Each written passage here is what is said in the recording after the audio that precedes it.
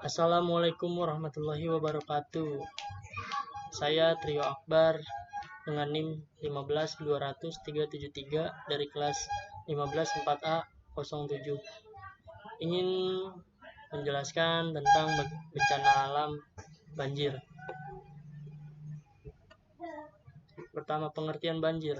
Menurut para ahli, banjir adalah menurut Yohan dan kawan-kawan 2017, suatu peristiwa yang terjadi akibat adanya penumpukan air yang jatuh dan tidak dapat ditampung oleh tanah. Dan menurut Suripin 2003 adalah suatu kondisi di mana tidak tertampungnya air dalam saluran pembuangan atau sungai, atau terhambatnya aliran di dalam saluran pembuangan sehingga meluap mengenai daerah daratan banjir sekitarnya. Contoh kasus yang saya ambil yaitu banjir pada awal tahun 2020, yaitu tepatnya pada Januari tahun 2020. BMKG menyebutkan banjir Jakarta dan sekitarnya diakibatkan karena curah hujan yang sangat ekstrim. Wilayah yang terdampak yaitu DKI Jakarta dan sekitarnya sebanyak 390 RW terdampak banjir. Dengan ketinggian air rata-rata 10 cm sampai dengan 350 cm. Dan korban jiwa yang terdampak yaitu sebanyak 83.406 jiwa yang terdampak banjir dan 19 mengalami kehilangan nyawa. Lalu peran pemerintah dalam banjir ini, pemerintah menyediakan sebanyak 269 tempat pengungsian dan menolong korban-korban yang masih terjebak dalam banjir. Contoh dalam foto yang saya perlihatkan di sini. Dampak banjir pada kegiatan ekonomi itu dapat melumpuhkan kegiatan perjual belian. Dampak ini sangat dirasakan pertama kalinya oleh masyarakat. Ketika bencana banjir tiba, seperti pasar, toko, maupun warung yang terendam akan menutup tokonya sehingga masyarakat akan kesulitan dalam membeli bahan makanan untuk bertahan hidup saat banjir. 2. Menghambat kegiatan untuk bekerja. Dampak yang dirasakan para pekerja di saat banjir, banyak karyawan yang akan mengambil cuti atau justru diliburkan oleh pihak perusahaan. Yang ketiga, kelangkaan barang. Ketika banjir tiba, maka akan sulit untuk mendapatkan bahan pokok karena banyaknya permintaan, tapi penyedia barang hanya sedikit. Dan keempat, menghambat kegiatan distribusi. Ketika banjir tiba, maka daerah yang terdampak banjir tidak akan bisa dilewati oleh mobil-mobil dari produsen yang ingin menyetor barang. Terus dampak yang terjadi pada kegiatan masyarakat yaitu adalah masalah kesehatan. Air yang kotor mengandung banyak bakteri dan itu tidak baik untuk tubuh kita dan akan mengakibatkan gangguan kesehatan yaitu demam, diare, penyakit kulit, tifus, khususnya kaum yang lanjut usia dan anak-anak. Dan kerugian ekonomi, terjadi kerusakan pada rumah, isi rumah, seperti dokumen-dokumen penting yang belum sempat terselamatkan. Kemudian sulitnya air bersih. Ketika banjir datang, maka jumlah air bersih otomatis berkurang karena banyak air yang sudah tercampur oleh air banjir. Muncullah korban jiwa. Dampak ini yang paling parah. Muncullah korban jiwa karena terseret arus banjir atau tersengat listrik. Kemudian bencana banjir dari tahun ke tahun. Bencana banjir terjadi pada tahun 2006 adalah sejarah banjir terparah yang pernah terjadi di DKI Jakarta dan sekitarnya. Ketinggian air mencapai 5 meter dengan jumlah pengungsi mencapai 276.333 jiwa. Namun, dengan usaha pemerintah dalam mengatasi masalah bencana banjir, menunjukkan keberhasilan dengan menurunnya daerah yang terdampak banjir dan menurunnya jumlah pengungsi pada tahun 2020. Jumlah pengungsi yang tercatat yaitu 36.445 jiwa. Bisa kita lihat dari grafiknya yaitu RW yang terdampak dan tahunnya. Kemudian ide dan gagasannya yaitu pemerintah harus memasang aspal penyerap air, kemudian sumur resapan dan peninggian jalan. Aspal penyerap air ini aspal yang mampu menyerap air dengan cepat sehingga tidak hanya berfokus pada saluran air saja, melainkan kita juga harus berfokus pada aspalnya agar tidak terjadi genangan di saat saluran air tersumbat. Sumur resapan yaitu sumur resapan yang sedang dijalankan oleh pemerintah saat ini. Sekitar 16.035 sumur sudah selesai dibangun dan masih banyak yang belum dibangun. Peninggian jalan diperlukan pada daerah daratan rendah yang sering terdampak banjir. Namun proyek ini memakan anggaran yang sangat besar, tapi dampaknya akan terasa karena sifat air adalah mengalir pada yang lebih rendah. Terima kasih atas perhatiannya. Kurang lebihnya mohon maaf. Assalamualaikum warahmatullahi wabarakatuh. Assalamualaikum warahmatullahi wabarakatuh. Nama saya Asep Hadianto dari kelas 15 4A07 dengan NIM 15200-352. Saya akan mempresentasikan air bersih dan sanitasi layak. Pengertian air bersih dan sanitasi. Air bersih dapat didefinisikan sebagai air yang bisa dan layak digunakan oleh manusia untuk mendukung berbagai aktivitas sehari-hari, seperti air minum, mencuci, hingga sanitasi. Sanitasi adalah suatu bentuk usaha manusia untuk menjamin agar kondisi lingkungan lebih sehat. Pentingnya air bersih dan sanitasi. Air adalah sumber kehidupan bagi seluruh makhluk hidup di muka bumi. Air memiliki peranan penting. Untuk itu, air harus dipelihara dan dikelola sebagaimana mestinya. Air bersih dan sanitasi merupakan hal yang saling berkesinambungan. Air yang bersih bisa didapatkan melalui sanitasi yang baik. Setiap masyarakat harus ikut serta berperan dan bertanggung jawab penuh dalam menciptakan dan mengelola air minum yang layak. Masyarakat harus benar-benar menyadari akan pentingnya keamanan air minum yang dikonsumsi dan sanitasi, karena dua hal tersebut sangat berpengaruh terhadap kesehatan. Syarat air bersih untuk dikonsumsi. Syaratnya ada 3. Syarat fisik, syarat kimiawi, dan syarat mikrobiologi. Untuk syarat fisik, kondisi fisik air dapat dikenali panca indera manusia. Lalu harus bening atau jernih, tidak meninggalkan endapan, tidak berbau, tidak berasa atau tawar, dan memiliki suhu di bawah suhu udara luar atau suhu ruang. Untuk syarat kimiawi, mengandung mineral-mineral penting yang dibutuhkan oleh tubuh. Tidak boleh mengandung logam berat yang beracun, dan harus memiliki pH yang netral, yakni sekitar 7 dan mengandung cukup yodium. Syarat mikrobiologi, harus bebas dari segala macam kuman atau bakteri penyebab penyakit. Manfaat air bersih. Yang pertama, air bersih dapat mencegah dehidrasi yang dapat menyebabkan kelelahan. Yang kedua, membawa nutrisi yang dibutuhkan oleh tubuh. Lalu, sumber pemenuhan kebutuhan hidup, mencegah berbagai macam penyakit, dan yang terakhir mengatasi masalah kesehatan yang umum terjadi. Usaha untuk mewujudkan tersedianya air bersih dan menjaga sanitasi. Yang pertama ada reboisasi, yaitu menanam pohon kembali dengan memperluas gerakan penghijauan.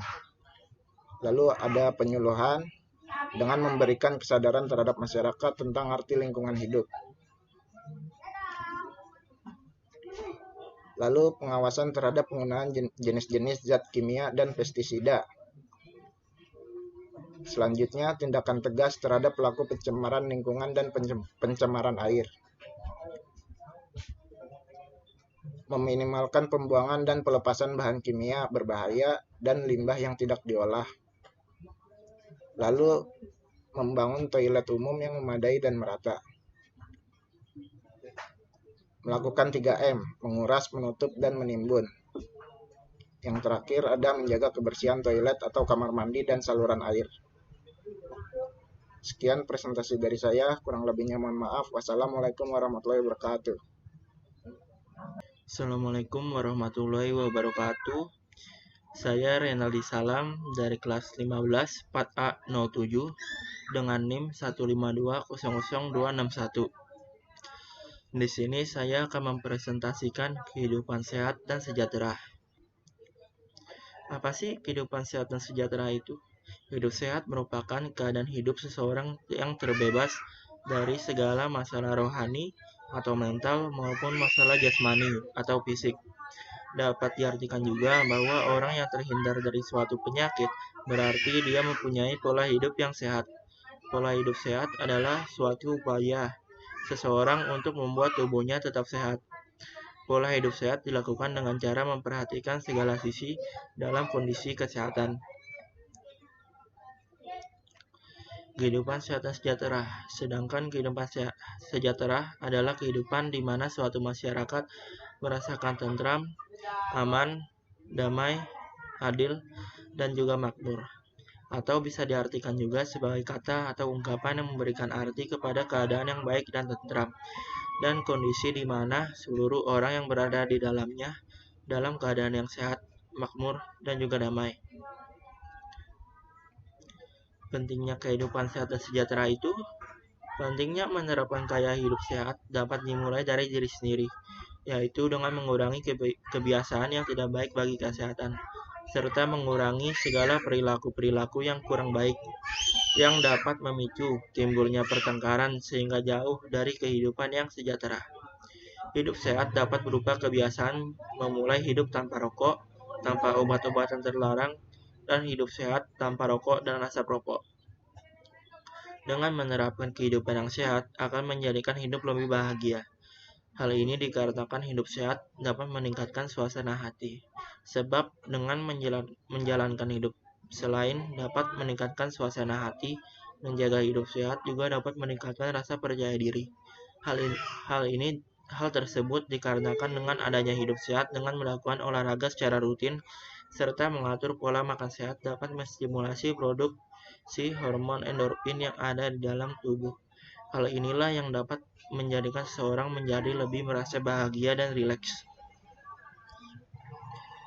Adapun tujuan mencapai kehidupan sehat dan sejahtera itu antara lain penurunan kematian ibu dan bayi, mengurangi kesakitan dan kematian akibat penyakit menular dan tidak menular seperti TBC, HIV atau AIDS, diabetes, kanker, penyakit ginjal, pencegahan dan penyalahgunaan zat seperti penyalahan narkotika dan alkohol. Cara membangun kehidupan sehat dan sejahtera. Kesehatan adalah kegiatan sejahtera dari badan, jiwa, dan sosial yang memungkinkan setiap orang produktif secara sosial dan ekonomi. Kesehatan dan kesejahteraan merupakan hak warga Indonesia yang harus dipenuhi oleh pemerintah. Untuk membangun kesehatan dan kesejahteraan, 1. Meningkatkan gerakan masyarakat hidup sehat atau GERMAS, peningkatan keanekaragaman dan keamanan pangan, peningkatan layanan medis. GERMAS merupakan gerakan yang bertujuan untuk memasyarakatkan budaya hidup sehat serta meninggalkan kebiasaan dan perilaku masyarakat yang kurang sehat. Berolahraga secara teratur. Olahraga adalah suatu bentuk fisik yang terencana dan terstruktur yang melibatkan gerakan tubuh secara berulang-ulang dan ditujukan untuk meningkatkan kebugaran jasmani. Makan buah dan sayur. Buah dan sayur merupakan makanan yang sangat dibutuhkan oleh tubuh, karena buah dan sayur mengandung unsur-unsur yang diperlukan oleh tubuh. Salah satunya adalah vitamin. Menjaga kebersihan lingkungan. Hal kecil yang dapat dilakukan dalam menjaga kebersihan adalah mengelola sampah rumah. Selain pengelolaan sampah, untuk menjaga kebersihan lingkungan dapat dilakukan dengan cara membersihkan tempat-tempat yang berpotensi menjadi sarang oleh nyamuk dan penyakit. Meningkatkan keanekaragaman dan keamanan pangan. Tujuan keanekaragaman keamanan pangan yaitu memenuhi kebutuhan pangan masyarakat secara berkelanjutan. Indikator yang menandai keberhasilan pangan berkelanjutan adalah kualitas tanah yang dijadikan tempat untuk bercocok tanam subur, bisa berlanjut secara ekonomis, dalam artian bahwa petani sebagai pengelola lahan mendapatkan keuntungan dari hasil bercocok tanamnya, dan cukup untuk memenuhi kebutuhannya dan keluarganya. Terbentuknya sumber daya manusia yang berkualitas. Sumber daya manusia yang berkualitas dapat tercipta jika kebutuhan akan pangan dan gizi dapat dipenuhi secara seimbang. Meningkatkan kesejahteraan masyarakat. Meningkatkan kesejahteraan masyarakat dapat dilakukan melalui usaha pangan yang dijalankan oleh rumah tangga dan UMKM. Dengan adanya usaha ini, diharapkan kesejahteraan masyarakat dapat meningkat. Peningkatan layanan medis. Pada dasarnya, tingkat kesehatan masyarakat tidak terlepas dari peran pemerintah dalam memberikan layanan medis kepada masyarakat. Masih ada ketimpangan layanan medis yang dimana sebagian besar tenaga medis berada di kota-kota, sedangkan tenaga yang berada di desa sedikit. Maka daripada itu diperlukannya tenaga medis di desa supaya merata. Selain penambang tenaga medis, pemerintah harus juga meningkatkan fasilitas kesehatan yang diberikan seperti membangun puskesmas, rumah sakit, klinik, dan melaksanakan posyandu. Manfaat dari melaksanakan kehidupan sehat dan sejahtera. 1. Terhindar dari berbagai penyakit. Salah satu manfaat terbesar dari gaya hidup sehat adalah membuat tubuh tidak mudah sakit. Konsumsi makanan yang sehat dengan kandungan nutrisi menjadikan tubuh kita kuat terhadap penyakit. 2. Lebih berenergi dan bersemangat. Dengan mengkonsumsi makanan dan minuman bernutrisi, rutin berolahraga, tubuh akan menjadi lebih bertenaga. Produktivitas meningkat. Lingkungan rumah yang nyaman, tubuh yang sehat akan membuat produktivitas menjadi lebih meningkat. Dengan energi yang cukup, tubuh bisa menjalankan aktivitas tanpa hambatan. Berat badan terjaga. Pola makan yang teratur bukan hanya berdampak positif untuk kesehatan, melainkan juga berdampak yang baik bagi tubuh. Berat badan akan lebih ideal dan terjaga jika menerapkan pola hidup sehat dengan rajin berolahraga. Terima kasih, mohon maaf jika masih banyak kekurangan.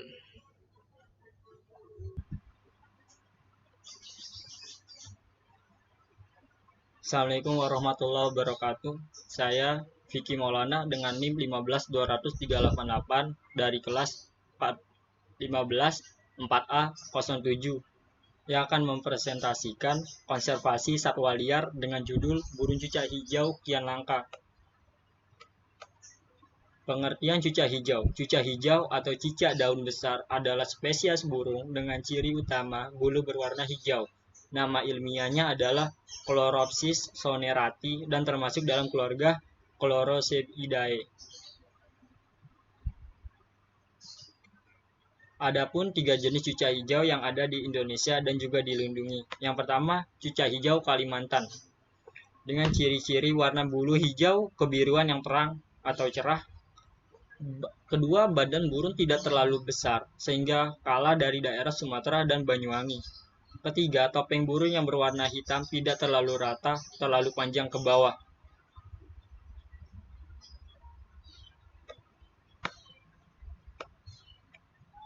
Yang kedua, cucak hijau Sumatera. Cucak hijau Sumatera dengan ciri-cirinya yaitu warna bulu hijaunya kekuningan seperti daun teh. Badan burung terlihat sedang, tidak besar dan tidak kecil. Ketiga, topeng burung terlihat agak pas di muka, walau kadang agak berantakan pada batas garis hitamnya bisa dilihat di sebelah sini. Yang ketiga adalah cucak hijau Banyuwangi dengan ciri-ciri warna bulu hijaunya kebiruan agak gelap. Biru yang di sebelah sini ya. Dan badan burung lebih besar dari daerah Kalimantan dan daerah Sumatera. Kedua, topeng burungnya terlihat sempurna dan menyerupai kalung di bagian bawahnya. Serta suara burung yang khas yaitu berbunyi bebeci.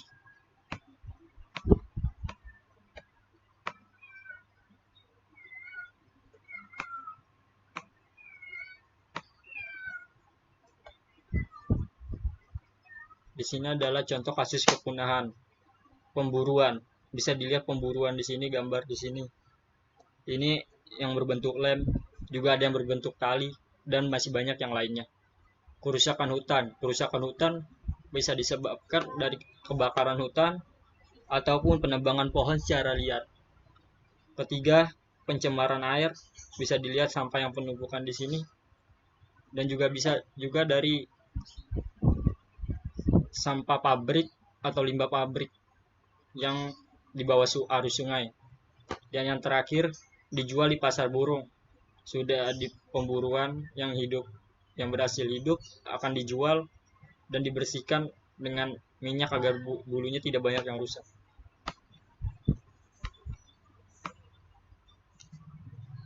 Dampak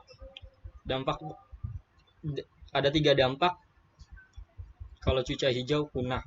Yang pertama adalah perusakan ekosistem alam. Serangga akan banyak berkembang biak sehingga bisa menghancurkan pertanian para masyarakat di sekitarnya. Kedua, suara yang indah. Suaranya dapat didengar melalui burung cuca hijau tersebut hilang dan sirna. Ketiga, kepunahan dari negara sendiri. Karena cuca hijau bukan banyak dari negara yang lain, juga hilangnya jenis burung cuca hijau yang berasal dari Indonesia sangat merugikan negara kita.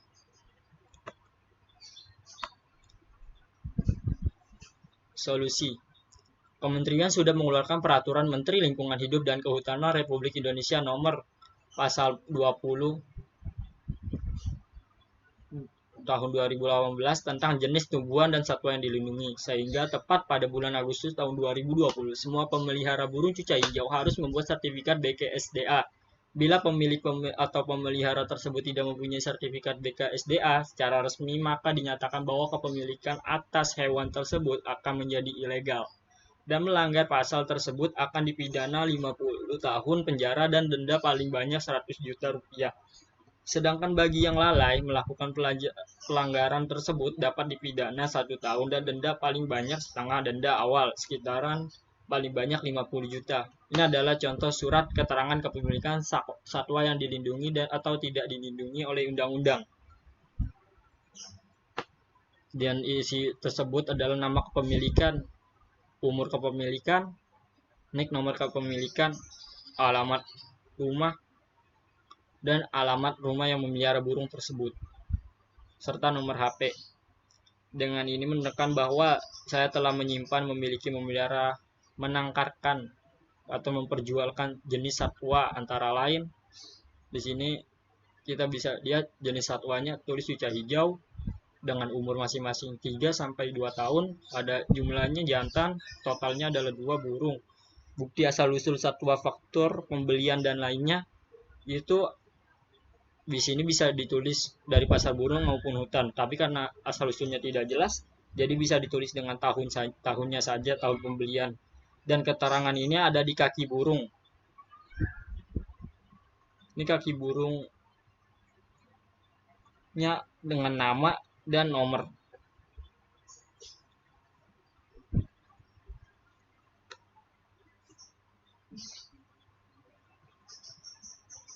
Dan solusi kedua, melalui penangkaran. Walaupun penangkarannya hanya ada di beberapa pulau, khususnya Indonesia, khususnya para pemain sambil mengikuti hobinya juga suka menangkarkan hewannya sendiri, khususnya burung cuca hijau. Walaupun hasilnya 75% akan gagal, sesuai peraturan mengenai satwa yang berada pada unit penangkaran, maka ketentuannya adalah Permenhub nomor 419 tahun 2005, sehingga berhasil menurunkan generasi pertama atau disebut dengan F1 dan generasi 2 atau bisa disebut dengan F2 dan generasi berikutnya sebagai spesies yang tidak dilindungi, dan setelah memenuhi syarat Permenhub nomor 4 pasal 19 tahun 2005, maka burung tersebut bisa dilepaskan di alam atau juga bisa diperjualbelikan. Berikut tips agar beternak sukses. Yang pertama, beri pakan yang cukup dan jangan lupa beri F yang banyak seperti jangkrik, ulat, dan yang lainnya agar mempercepat proses penjodohan. Yang kedua, lalu masukkan burung kalau sudah siap birahinya agar siap kawin, dan masing-masing indukannya Yang kedua, lalu masukkan burung kalau sudah siap birahi. Birahi masing-masing indukan. Kalau sudah siap, birahi masing-masing indukan. Dan lepas penjantannya bila sudah melakukan proses perkawinan tersebut. 3. Tempatkan di tempat yang sepi, aktivitas lalu lalang. 3. Tempatkan di tempat yang sepi, aktivitas lalu lalang manusia sehingga tidak menimbulkan stres pada proses pengeraman dan pengelolaan induknya.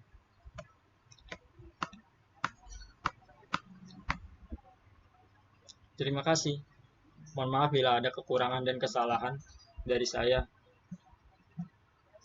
Sampai jumpa. Wassalamualaikum warahmatullahi wabarakatuh.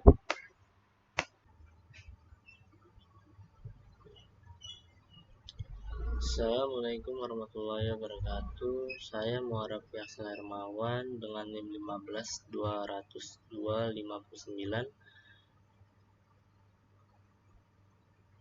dengan kelas 194A07.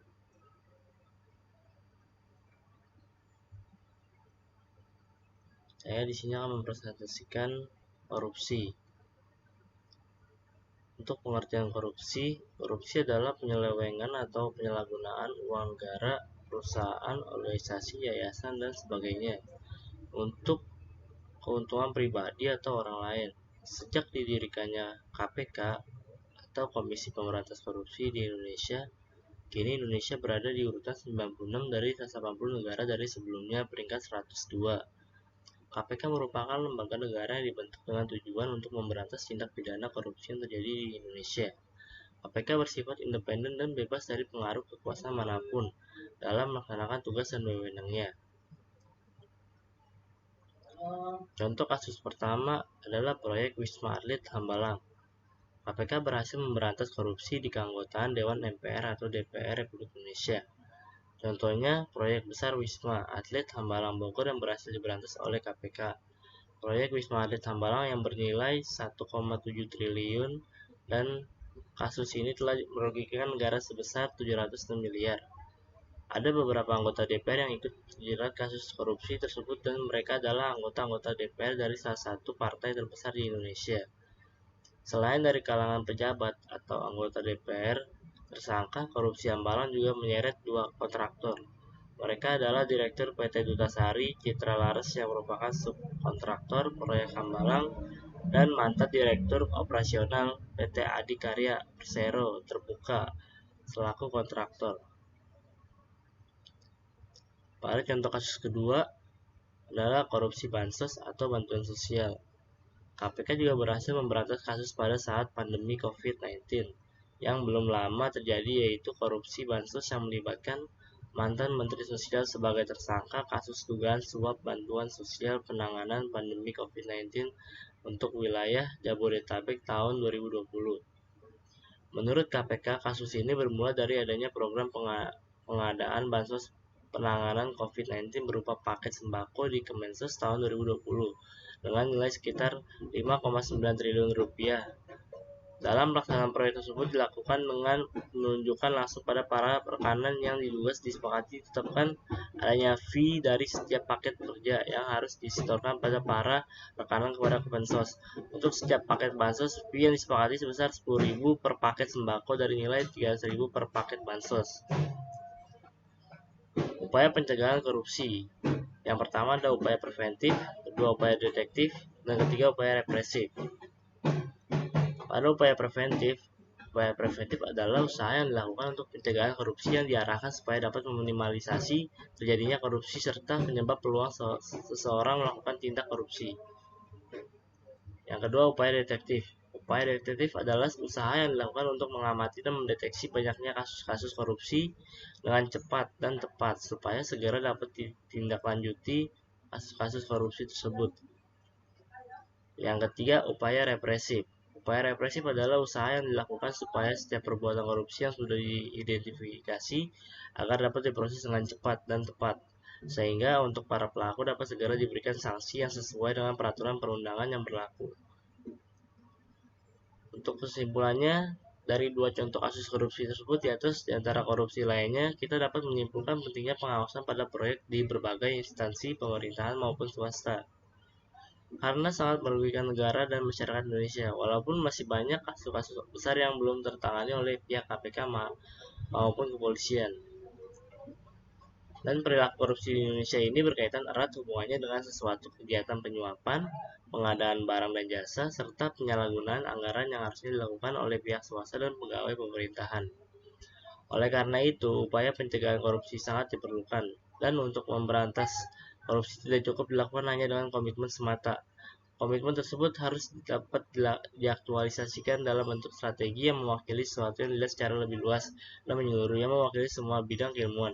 Untuk meminimalisasi tindak korupsi, upaya pencegahan korupsi hanya dapat dilakukan secara preventif, efektif, dan represif. Sekian dan terima kasih dari saya. Mohon maaf jika ada kesalahan. Assalamualaikum warahmatullahi wabarakatuh.